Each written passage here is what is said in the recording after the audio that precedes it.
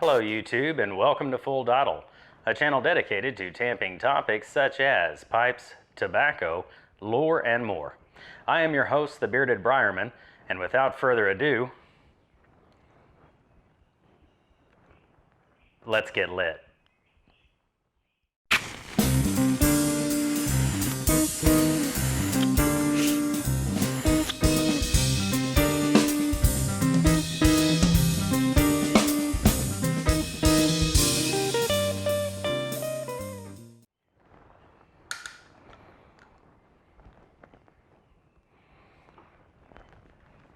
Welcome back everyone, and on this episode of Full Dottle, I'm going to be giving you a full review of Escudo Navy De Luxe. It has been an absolute pleasure doing this review.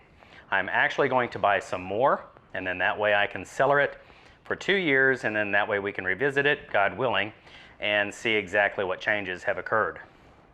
A little housekeeping. I am smoking the Garbage Man Piper giveaway winning pipe. This is a Tobacco Pipes International custom built number 2.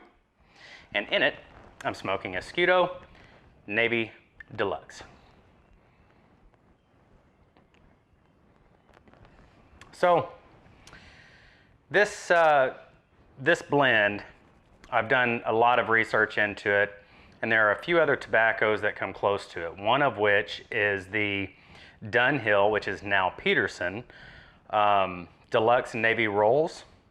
And so I'm going to get some of that as well, and I'm going to compare the two. That'll be in the future, so stay tuned for that. But as far as the Escudo, this is by far the best mild VAPer that I have ever smoked. I love it.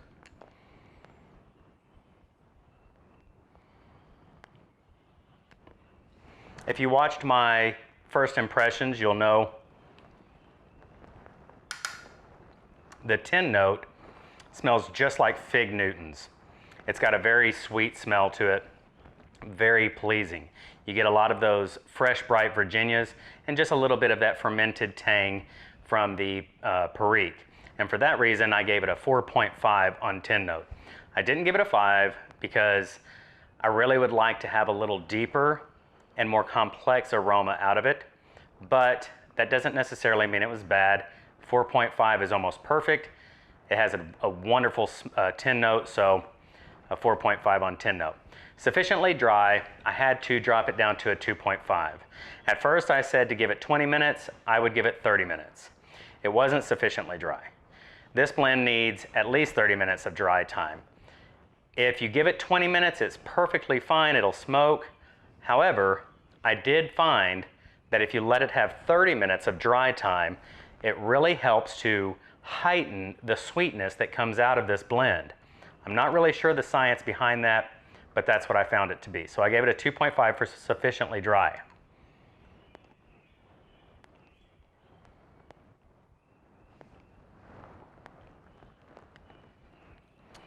This blend is exceptionally fruity.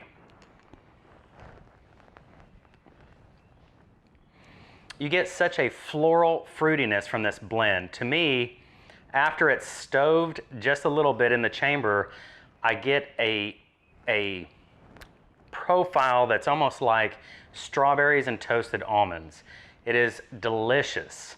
So for fruit, I gave it a 5. For spice, I also gave it a 5. I think the spice could be a little bit heavier. However, I think it's perfectly done. Even those who find offense in Perique most likely would find enjoyment in this blend. It's very easy. Even on the retro hell, it doesn't bite at your nose like normal, like most Periques do. It's just a very pleasant spice. It's a very pleasant fruit. I think it's beautiful.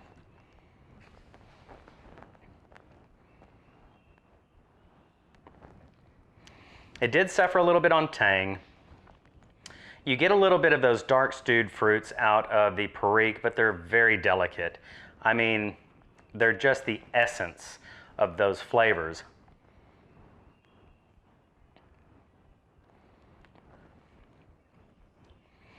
Like I said with the spice, I think it could be a little bit heavier if they did go just a little bit heavier with the Perique, I think it would also bring up that tang from the Perique, that dark fermented type flavor from the Perique, which would improve it. So for that reason, on tang, I gave it a 3.5. On smoothness, I gave it a 5. This blend is just phenomenal. The Perique and the Virginias play very well together. There's nothing to complain about here. It is one of the smoothest mild VAPers I've ever smoked.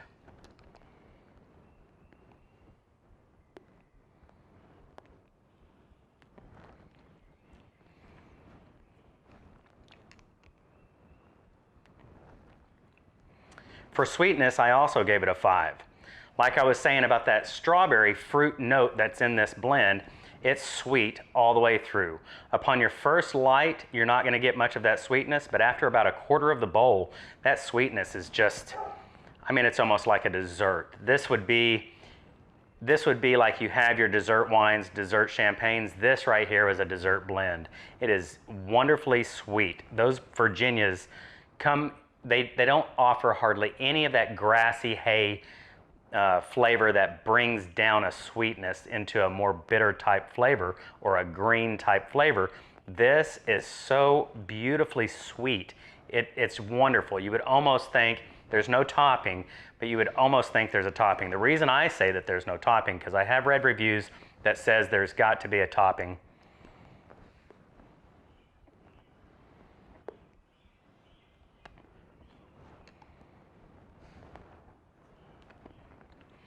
This blend from the very start is not as sweet as it is as it smokes down. As it stoves, it begins to build on its sweetness.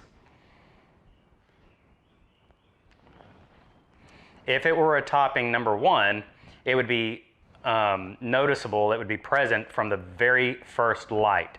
And I don't find the sweetness that I find throughout the bowl on the first light. Number 2, a lot of toppings will burn off of your tobacco as it's burning down, and the topping doesn't necessarily translate into the smoke. Some of them will, but not throughout the entire bowl as it does with this one. From about the quarter way mark, you get an equal amount of sweetness, or you get a sweetness that builds upon itself, but it's present within the bowl. You're not going to get that exactly like that with a topping. With a topping, you're going to have sweetness from the very beginning, and it's going to become more mild as you smoke down. With this, because it is stoving and becoming sweeter, you can tell that it's the tobacco within it. It starts out without so much of that sweetness and builds as it goes through. That's because of the stoving of the Virginias as you're smoking it down. And so for sweetness, I gave it a 5.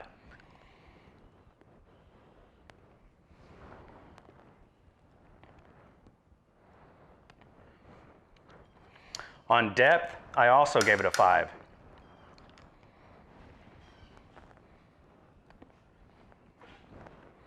The Virginias on this offer such a complex and deep floral fruity note.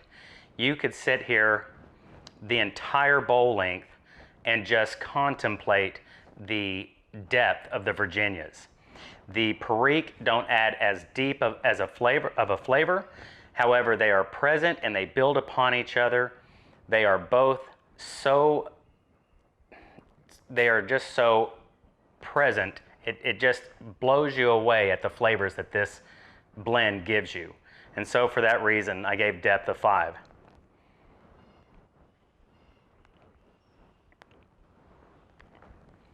For complexity, I gave it a 4. I wanted to give it a 4.5 or a 5, but as a VAPer, it's a two-dimensional blend. I mean, you're getting Perique and you're getting Virginia. You're only getting a few layers. Now, don't get me wrong, the Virginias on this, well, both of the components of this blend are offering different layers. And so the complexity, it's building upon each layer. However, for me to call a blend top-notch 5 out of 5 complex, it's going to have more than just a few components. However, because the components on this are so very well done, and because this blend plays into itself so much, I gave it a 4 on complexity.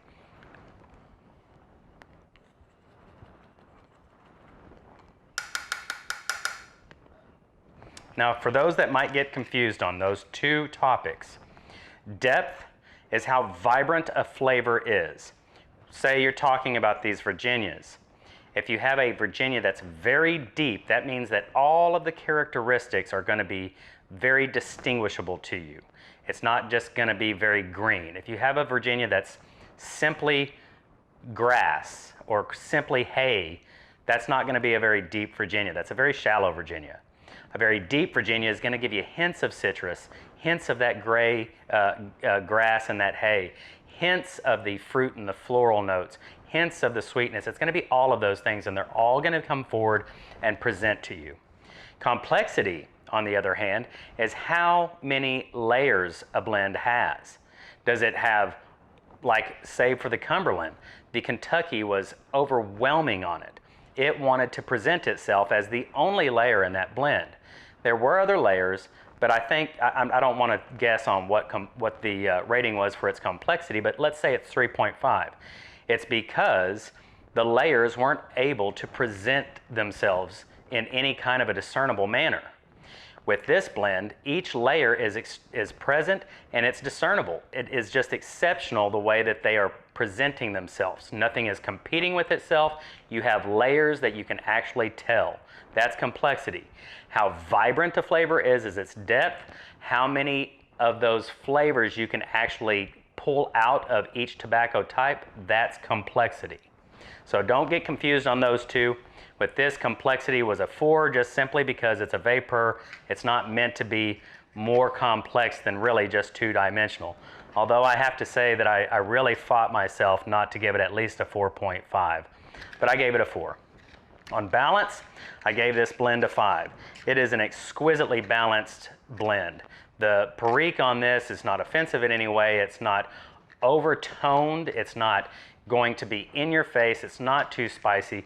The Virginias are not, they don't present themselves in that green, acidic, bitey type Virginia, which I have found in almost every bright Virginia I've ever smoked, has been this very unripe flavor. This is nothing like that. It is almost contrary to that. This Virginia, as a bright Virginia, simply tastes like what you would imagine springtime fruit stands and fields of flowers. I mean, it's just amazing that this Virginia presents itself like that. And it plays very nicely with the Perique. Neither one of them are overpowering the other. They are perfectly complementary. And so for that reason, I gave balance a 5.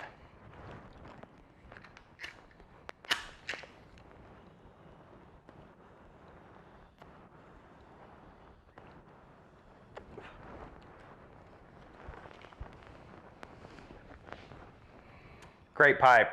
Tobacco Pipes International, great work. Male Garbage Man Piper, thank you for the winning. So for the high point of this bowl is going to be the Bright Virginias.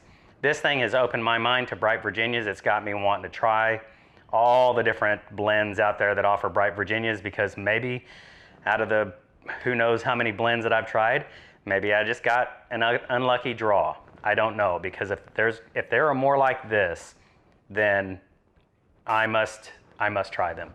I've never had a Bright Virginia like this. It's exquisite. That was my high point of this bowl, and for that reason I gave it a 5. Low point of the bowl,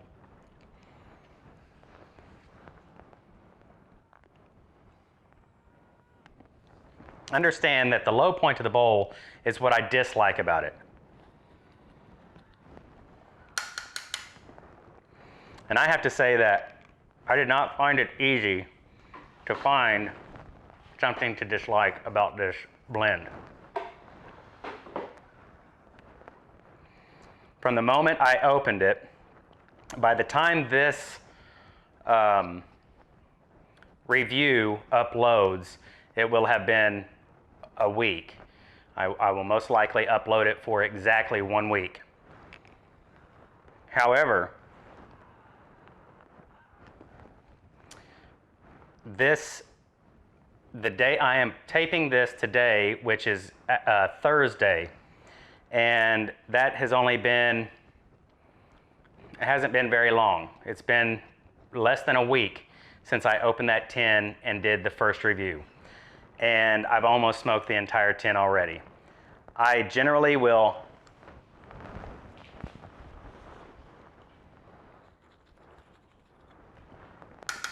space out the different bowls. Even when I'm doing a review, I'll generally do a few bowls and then I'll go to something else. That way I don't saturate my palate.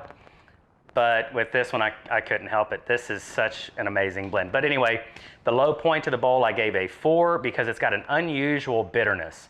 It's not bad.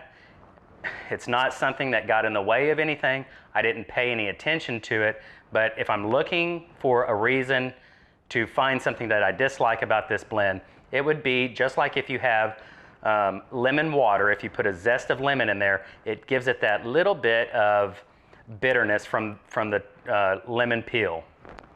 That's what I get with this. There's just a tiny bit of bitterness to it. But it's not very much, so I gave it a 4. On how cool it burns, it could, if you smoked it improperly, have a tendency to burn hot. After all, these are Virginias. But I put it through the rigors, and I'll tell you, this never got hot with me. It gives you an exceptionally long smoke, and it gives you a cool smoke. It didn't get overheated with me, didn't have the tendency to bite whatsoever, and I'm telling you, I smoked this blend. I mean, I really smoked it. So for that, I gave it a 4.5 on burning cool. Total, it got to 58 out of 65, which means that the recommendation rating for this blend is 89%. At 89%, I think almost anybody who tries it